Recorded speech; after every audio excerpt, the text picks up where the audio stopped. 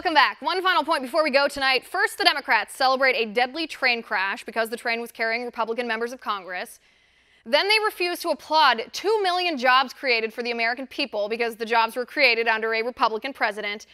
And now, super liberal Democratic Senator Elizabeth Warren claims Republicans spend their time punching working families in the gut. This is what she tweeted. I went to the State of the Union. I wanted it burned into my eyes. If there's ever a moment when I'm too tired to keep fighting, I just have to close my eyes and see President Trump, Vice President Pence, and Speaker Ryan applauding themselves for punching working families in the gut, and I am back in this fight.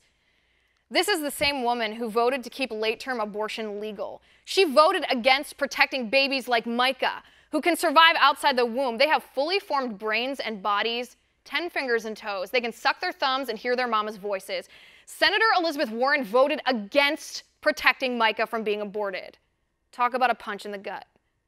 This is the woman who voted against tax reform. 3 million Americans have seen raises, $1,000 bonuses, and increased benefits in their paychecks this month because of the tax reform bill.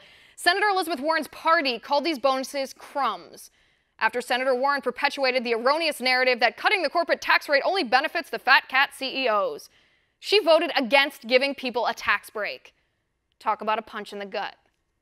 This is the woman who refused to stand to applaud the historically low unemployment rate in the black community, the 2.4 million jobs that have been created for working men and women across our country in the past year, the American flag, our national anthem, our nation's motto, "In God We Trust," a fully secured border, fighting the opioid crisis, a bipartisan effort to legalize Dreamers. She refused to celebrate the low unemployment rate for women under Trump, and she pretended she's a Cherokee woman in order to get a cushy gig teaching as a minority woman at Harvard Law School. Talk about a punch in the gut. Whenever you get tired of fighting, just remember this. Elizabeth Warren wants to take your guns. She wants to ban magazines and ammunition and firearms that look scary. Elizabeth Warren wants to force Christian churches and businesses to buy abortifacient birth control for their employees, even though that violates their religious beliefs and therefore their religious freedom.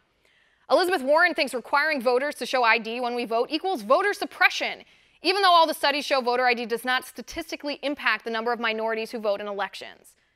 Elizabeth Warren voted in favor of Obamacare, which is crushing middle-class families with enormous premiums, impossible deductibles, and a dwindling choice of doctors.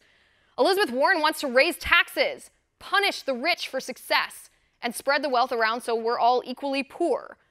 Elizabeth Warren wants a socialized healthcare system like Cuba and Venezuela and the UK, where patients die waiting for care, and surgeries are canceled because government bureaucrats can't afford to pay for them. Whenever you get tired of fighting, remember, Elizabeth Warren has spent her entire career punching us, working men and women, in the gut. And that's my final point. You can reach me on Twitter at Liz_Wheeler. If you liked the show, please send me an email at oann.com/contact. In the meantime, catch us here tomorrow at 9 p.m. Eastern, and until then, have a good night.